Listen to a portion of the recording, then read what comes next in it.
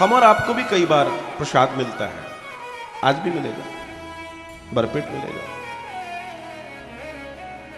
लेकिन प्रसाद से हम कहें क्या?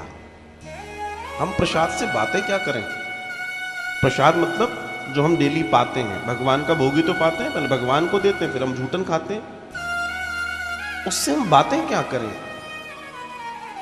हम अगर प्रसाद, अगर हम भोजन बिना बात किए खा रहे हैं तो वो किसी मतलब का नहीं है, वो सिर्फ आपके शरीर की पुष्टि करेगा। लेकिन अगर आप उससे बात कर रहे हैं वो आपके जीवन में चमत्कारिक घटना ला सकता है। असल में हमें, ज्यादातर लोगों को ना खाना खाना आता है ना पानी पीना आता है। मैं सत्य आपसे कह रहा हूं, हम लोग खाना इसलिए खा लेते हैं क्योंकि हमें भूख लगी होती है, पानी इसलिए पी लेते हैं क्योंकि हमें प्यास लगी होती है, लेकिन हमें खाने के मूलभूत गुणों के बारे में नहीं मालूम, हमें पानी के मूलभूत गुणों के बारे में नहीं मालूम। आप अगर पानी से बातें करना सीख जाएं तो पानी आपको यथावत स्वस्थ कर सकता है। पानी में इतनी ताकत है क्योंकि जल इस पृथ्वी पे सबसे ज्यादा है, जल हमारे शरीर में सबसे ज्यादा है और जल का प्रभाव सबसे ज्यादा है। लेकिन हम कभी सोचते नहीं हैं, विचारते नहीं हैं। गिलास आया, पानी लिया, पी लिया। लेकिन अगर पानी को देखें, उससे बात करें, फिर पिए, तो वो चमत्कार करता है। ऐसे भोजन को भी पाने के पहले उससे प्रणाम करके कहें कि मुझे पुष्टि चाहिए, मुझे विवेक चाहिए, मुझे समृद्धि चाहिए, मुझे ये चाहिए। तुम सब दे सकते हो क्योंकि तुम अन्न हो, तुम्हारे अंदर ही तो सब कुछ है। और विचार करके देखिए, सब कुछ अन्न से ही तो है। जितना हमारे शरीर में है, जो शरीर है, ये किसकी वजह से है? अन्न की वजह से। और अगर हम उसे सिद्ध कर लें, अगर हम उससे प्रेयर करें, उससे प्रार्थना करें, तो आप चमत्कार देख देख के हैरान हो जाएंगे। आप स्वयं अपनी औषधि कर सकते हैं, चिकित्सा कर सकते हैं, इतनी ताकत है। लेकिन हम लोग इन चीजों को भूल गए, विसार दिया हमने। आप जल लीजिए, जल को प्रेम से देखिए और उससे बात कीजिए, फिर पी लीजिए, आपके जीवन में चमत्कार हो जाएगा। आपने संतों को देखा होगा, जल का गिलास भी लेंगे, कुछ भी लोटा लेंगे, वैसे जनरली लोटा यूज करते हैं क्योंकि लोटे का पानी और गिलास के पानी में जमीन आसमान का अंतर है। आप कहेंगे पानी तो पानी है, इसमें भला अंतर क्या है? लेकिन अंतर है। गिलास का पानी, कुएं का पानी, नदी का पानी, इनमें अंतर है। नदी का पानी एक रेखीय पानी, एक रेखा में चल रहा है। गिलास का पानी एक रेखीय पानी, एक रेखा में है। समझिएगा। आपने कभी संतों का प्रवास देखा हो तो वो कहते हैं कोई कुएं के पास रुकेंगे, हमें कुएं का पानी पीना है। वो नदी का भी पीना पसंद नहीं करते क्योंकि कुएं का पानी बहुरेखीय होता है, उसमें बहुरेखाएं होती हैं। लोटा बहुरेखीय, पहले वो ऐसा है, फिर ऐसा है, फिर ऐसा है, फिर ऐसा है, कई रेखा, एक रेखा नहीं है। लोटे को देखा होगा ना, गोलाकार, फिर ऐसे हो जाएगा, कुछ रेखा ब्रेक होनी चाहिए। जिस पानी को आप पी रहे हैं, अगर उसकी रेखा ब्रेक हो रही है तो वो आपके लिए सोने का पानी है।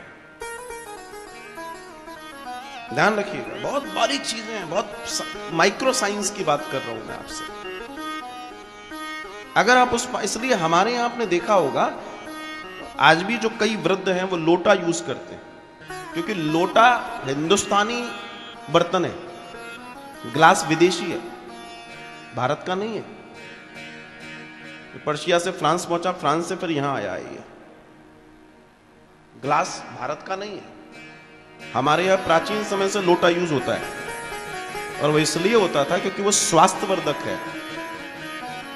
ग्लास स्वास्थ्यवर्धक नहीं है। ग्लास का पानी कभी लाभ नहीं कर सकता, सिर्फ आपकी प्यास बुझा सकता है, इससे ज्यादा कुछ नहीं देगा।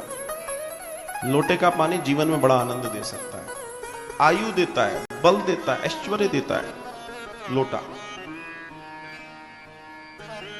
ध्यान रखिएगा, कुछ चीजें आपके लिए अति आवश्यक हैं।